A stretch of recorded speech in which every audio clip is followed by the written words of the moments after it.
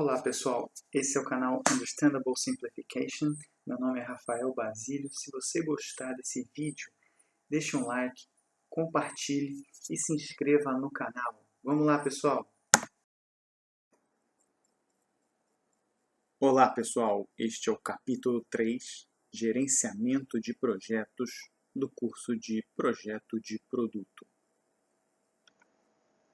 As principais causas de fracasso em projetos, ou seja, é interessante que nós aprendamos com as coisas ou com as pessoas que falharam, justamente para que não cometamos o mesmo erro, né? Então, as principais causas destes fracassos são, é claro que existem tantas outras, mas enumeramos aqui algumas delas, as principais, que são, em primeiro lugar, comunicação. É a principal, dentre todas essas que aqui serão citadas, comunicação é a principal causa de falha em projeto. Ou seja, a comunicação em demasia, ou a falta de comunicação, ou a mensagem que era para ter sido mandada por e-mail e na verdade foi verbal, ou aquela que era para ter sido via documento formal, mas foi através de um mensageiro, por exemplo, de um aplicativo de mensagens, enfim, tudo isso, a comunicação para a pessoa correta, para o grupo de pessoas adequado, então tudo isso influi. Comunicação é muito importante. Questão de metas e objetivos mal estabelecidos, isso é ruim porque o time não sabe para onde está remando e remando em direção e sentido diferentes aí do que é para ter, do que foi estabelecido, na verdade. Então o time rema para um rumo diferente do que é para remar, e aí dissipa energia com tarefas ou com atividades que não são para ser realizadas ou que estão sendo realizadas de maneira inadequada, enfim. Temos esse item. A questão de muitas atividades em pouco tempo para realizar, aquelas metas agressivas, enfim, tudo aquilo que tira um pouco da visão, né, de completude, ou seja, a visão do final do projeto. Estimativas financeiras incompletas, não adequadas para o nível de detalhamento que seria requerido para aquele projeto. Isso também é ruim justamente porque minora-se o custo ou até majora-se o custo. Então, o budget do projeto, né, a meta financeira fica comprometida. A questão dos dados insuficientes e inadequados, então a informação ou ela não chega, ou ela chega de maneira quebrada, incompleta, de modo que a sua tomada de decisão acerca daquele assunto, por exemplo, de posse daquelas informações, também fica prejudicada. Um sistema de controle também inadequado, então não se monitora como deveria e aí não se controla também de maneira adequada. Então, sem controle é difícil corrigir rota, difícil corrigir rumos. Então, o projeto pode ficar à deriva. E estimativas sem base, sem fundamentação numérica, sem fundamentação em dados concretos ou anteriores, e a estimativa então fica sentimentalizada, ela não se baseia em fundações sólidas. Quando há também falta de treinamento ou treinamento inadequado, o colaborador ou participante do projeto fica sem a competência necessária para realizar aquele determinado tipo de tarefa. Também a questão da necessidade de pessoal, equipamento e material, ou seja, de recursos desconhecidos. Então não se consegue estimar ou não se tem a capacidade de estimar naquele momento a questão dos recursos adequados e mensurados para a realização daquele projeto. E então tem-se uma equipe ou subdimensionada ou superdimensionada, os dois são um problema. E o produto que o projeto acaba entregando é diferente do que o cliente pediu. Isso quase sempre é verdade. Dificilmente alguém consegue, ou alguma equipe de projeto consegue traduzir o que o cliente quer em efetivamente um produto que seja exatamente aquilo que o cliente pediu. Sempre há discrepâncias, mas que sejam pequenas de modo que haja o aceite do cliente no final. Continuando com as principais causas, então a mudança de objetivos também durante o projeto pode ocorrer, os objetivos não terem sido bem especificados ou até mesmo bem colocados, né, no início do projeto. Então há a mudança de objetivos durante, né, no decorrer do projeto, ou o próprio cliente também tem a opção de criar aditivos contratuais, e alguns objetivos, por conta disso, podem vir a ser modificados. Existe também, claro, em toda equipe pode haver a falta de coordenação entre as partes, então um trabalho bom de coordenação, de liderança tem que ser exercido, de modo a garantir que o que vai ser entregue para o cliente é o que ele realmente pediu. Quando tem-se também papéis e responsabilidades mal definidos ou escopos de trabalho não tão bem divulgados, enfim, as pessoas da equipe do projeto não sabem muito bem o que fazer e quando fazer. Enfim, elas estão perdidas no que se refere às suas funções. A mudança na estrutura organizacional da empresa, principalmente quando temos projetos de longa duração, a mudança na estrutura organizacional pode mudar, pessoas vêm e vão, o mercado é aberto, então e aí entram, por exemplo, pessoas novas que não estão treinadas ou naquela cultura organizacional, ou não estão treinadas efetivamente naquele software que se usa, ou não estão treinadas naquela filosofia de projeto que se usa, tá? Então, e aí algumas pessoas, por exemplo, que eram estratégicas, elas se vão da empresa, vão para outra empresa ou vão aproveitar uma outra oportunidade, e a gente tem esse problema então. Um sistema de controle inadequado também é um problema, monitoramento. A falta de motivação do time e dos interessados, ou seja, existe, esse problema sempre existe, seja ele temporário ou permanente.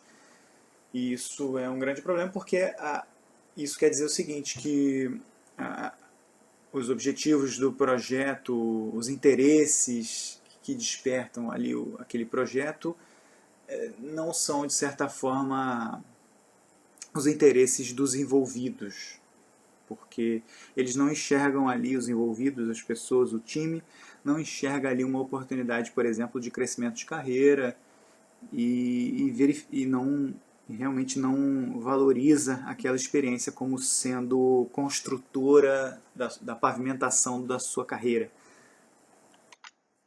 O planejamento mal feito ou incorreto, então a falha no planejamento quase sempre implica em planejar falhar. Então, um planejamento mal feito, sem as devidas ferramentas e as métricas, o projeto fica comprometido, fica às vezes até sem medição.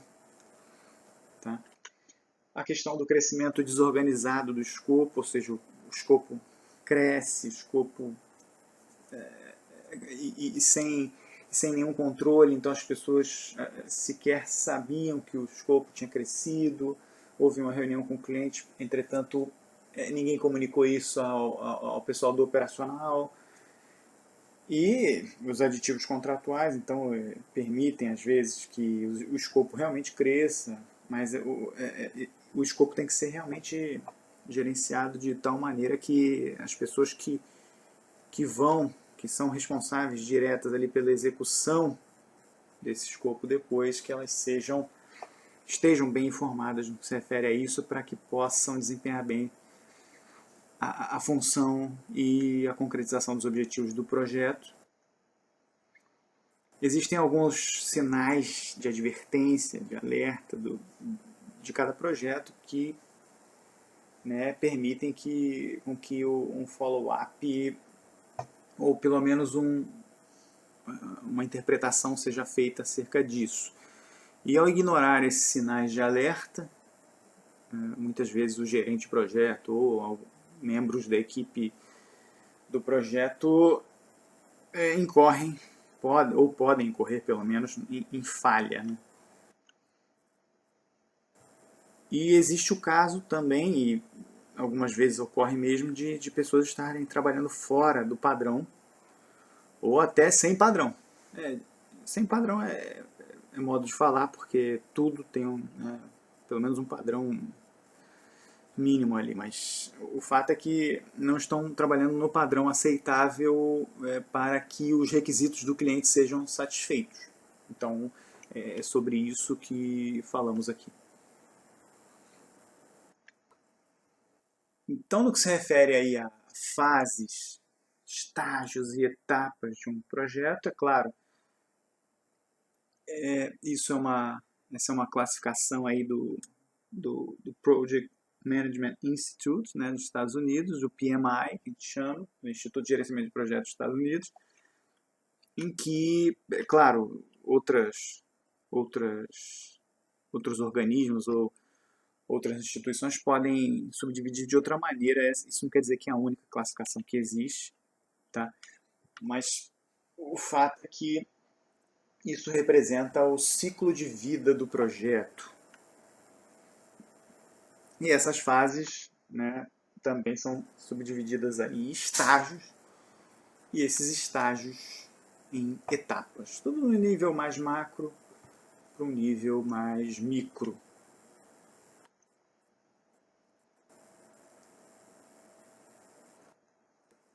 Então, se nós observarmos aí o gráfico, existem vários gráficos, vamos mostrar aqui uma sequência de gráficos aqui agora, de modo que tenhamos aqui normalmente uma grandeza versus o tempo. Tá? O tempo é bastante importante, a questão de prazo em projeto é crucial, então não cumprir o prazo é grave. Né? O cliente normalmente ou tem uma operação para ser feita, ou precisa daquele insumo, ou precisa daquele produto para aquele dia, para aquele momento perfeito. Do contrário, ele não compraria ou não vai voltar a comprar. Tá? Então é bastante importante essa questão do tempo. No que se refere aqui ao gráfico completude versus tempo, normalmente, é claro, cada projeto se comporta de uma maneira, isso não é regra geral, é só para mostrar que o comportamento, se é que eu posso dizer assim, mediano ou médio da maioria dos projetos, não sei se eu posso afirmar isso, mas enfim. Nós temos então normalmente num projeto um início mais lento, as pessoas estão se acostumando, a comunicação está sendo feita acerca do que é para ser feito, do planejamento, e aí depois surge um momento de velocidade em que as pessoas já têm um certo nível de comunicação entre si, além disso já sabem o escopo do que deve ser feito, já estão executando, né? E então, ao final, então temos um final lento, por conta da desalocação de recursos, menos pessoas, vai ser feita a entrega do produto advindo desse projeto, de modo que ele termine. Tá? Então, essa é uma curva que pode variar muito. Né? Então, cada projeto vai ter a sua chamada curva de completude de tempo, e só para mostrar, em tese, a média dessas curvas, o comportamento médio de um projeto, normalmente de médio para longo prazo. Temos também o gráfico esforço versus tempo. Então, normalmente o esforço inicial de um projeto ele é pequeno, justamente porque ainda não se está executando tanto, estão se alocando recursos ainda, e ele chega num determinado tempo no esforço máximo, ou seja, em que a execução está no seu nível, na sua plenitude, e após atingir esse máximo, então ela vai declinando, justamente porque o escopo está sendo entregue e pessoas estão sendo desalocadas desse projeto até o seu término no nível de esforço zero. Então ele começa no esforço zero e termina no esforço zero, nulo, passando, obviamente, por um período ou um ponto de máximo em que o esforço está sendo maximizado. Já no que se refere a potencial de adicionar valor ou agregar valor versus tempo, então, como no início um projeto não está ainda tão bem definido, ou se está um pouco mais definido, mas ainda não foi executado, há o grande potencial de mudança, de agregar valor, justamente no início, em que pode-se ainda mudar muita coisa, pode-se ainda lançar mão de novas estratégias. E ao longo do tempo, é claro, esse potencial vai diminuindo justamente porque as tarefas e atividades estão sendo executadas, de modo que cada vez mais nós temos o produto definido, em que, na verdade, lá no término não temos o potencial de adicionar valor nulo, justamente porque ainda minimamente conseguimos adicionar valor ali ao final, mas com um potencial muito pequeno, justamente porque está quase tudo pronto, se já não está tudo pronto. Então, se queremos modificar algo dentro do projeto, se queremos adicionar valor dentro do projeto, temos que fazê-lo logo no início. Quanto mais tempo passa, pior é, mais custoso se torna, mais oneroso é realizar qualquer tentativa de agregar valor no projeto.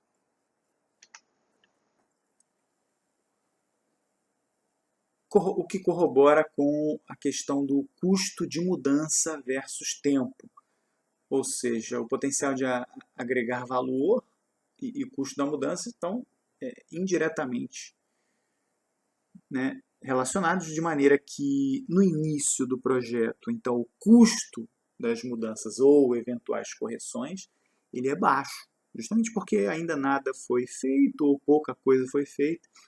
Então o custo dessas mudanças ainda é baixo, claro que tem um custo, entretanto baixo.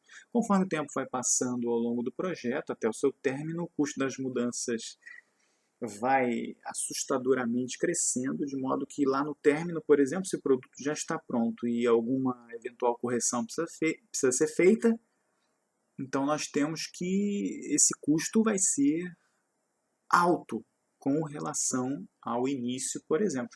Então, se queremos implementar mudanças, se há correções a fazer, que elas sejam implementadas no início ou que as correções sejam identificadas logo no início, justamente para que o custo delas, advindos delas, seja baixo. Então, se nós fizermos aqui, plotarmos as duas curvas no mesmo gráfico, aqui no domínio do tempo, nós teremos então o potencial de adicionar valor, custo de mudança e correção. Então existe ali à esquerda uma oportunidade construtiva, ou seja, em que ainda é viável implementar mudanças de modo a agregar valor. Temos na região central ali uma região indefinida, em que fica difícil dizer se vale a pena.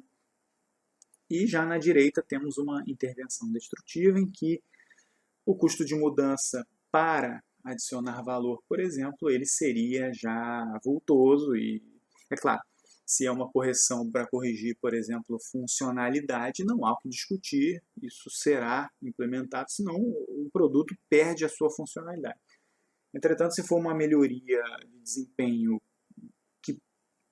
e que mesmo assim o produto possa funcionar, né, num desempenho menor do que o que poderia ser feito, de qualquer modo ele continua exercendo a sua função, de modo que ele pode ser operacional sem ser tão eficiente, ainda consegue funcionar. Então vai depender do tipo de mudança também que está sendo proposto.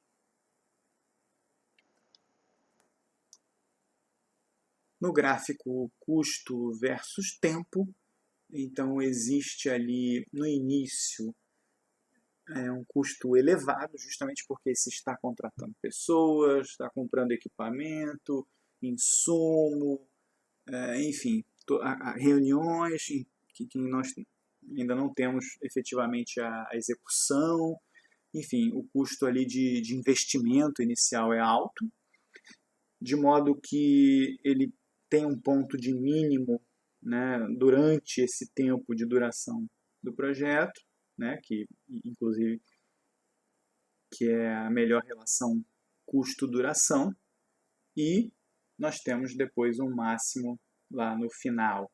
Ou seja, se nós tivermos um projeto com duração reduzida, ou seja, uma duração muito baixa, o custo... Então imagina um projeto só, um projeto que inicialmente duraria 6 meses. Imagina que nós quiséssemos reduzi-lo aí para durar um mês.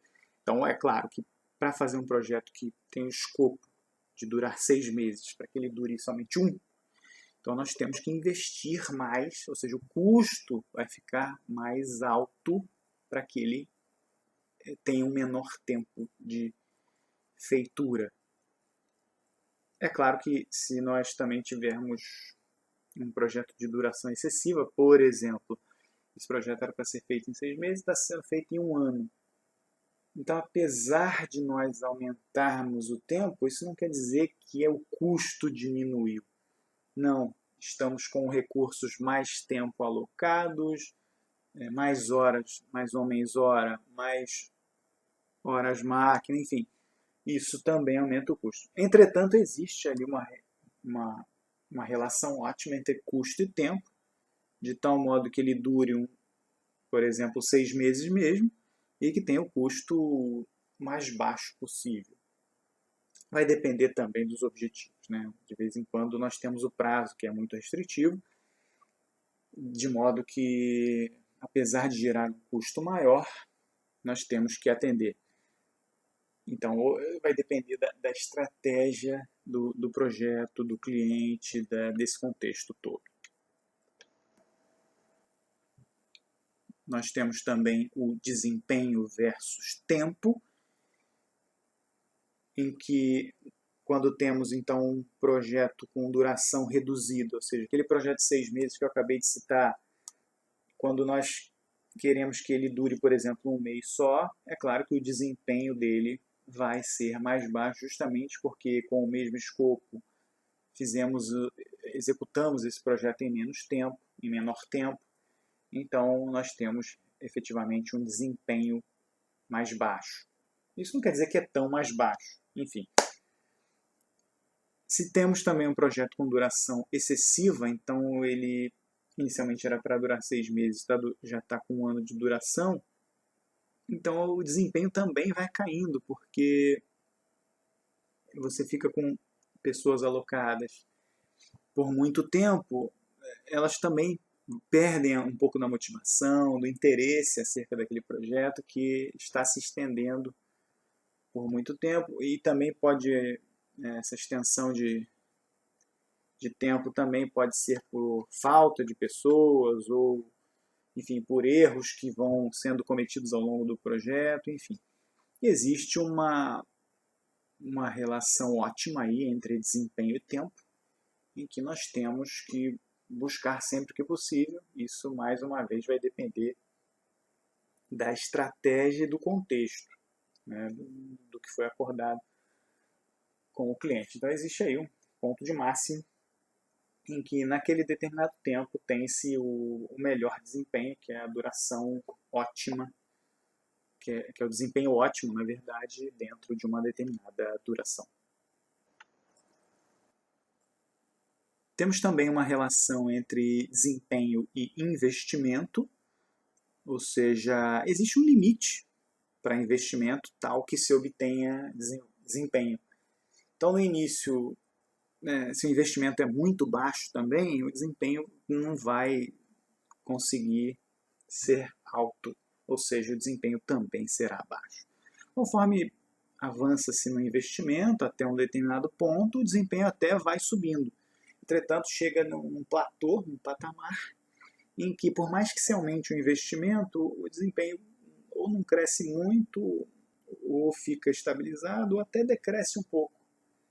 Justamente porque mais dinheiro ali não vai fazer com que as entregas saiam de maneira mais rápida ou que tenhamos o produto que atende aos requisitos de qualidade que foram lá estabelecidos, enfim. Existe também o gráfico desempenho escopo, em que quando se tem um escopo muito limitado, restrito, fica difícil ter um bom desempenho justamente por tantas restrições. Então, tem-se menos autonomia para executar esse escopo. Do outro lado, lado direito, nós temos um escopo mais genérico, muito aberto, sem tantas restrições, e o desempenho também fica baixo justamente por não ter tantos guias, tantos caminhos que se pode restringir aquele projeto. Um escopo nem tão limitado e nem tão genérico, mais normatizado, temos então a tendência de maximização do desempenho desse escopo, não tão restrito, mas também não tão aberto.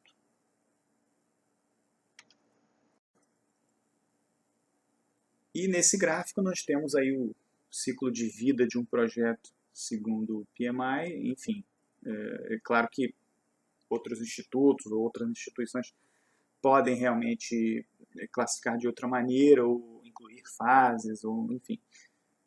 O fato é que nós temos ali a fase de iniciação, planejamento, execução, monitoramento e controle e encerramento. Isso ao longo do tempo, fazendo aquela curva, então nós temos o seguinte: no início, predominantemente a fase de iniciação, e conforme o tempo vai passando, então nós temos aí a fase de planejamento, na sua maioria, mas também controle, controle do planejamento, monitoramento também. Já na fase de execução é o auge do esforço, então a maior parte do esforço é ali empreendido. É claro que monitoramento e controle também tem o seu máximo ali.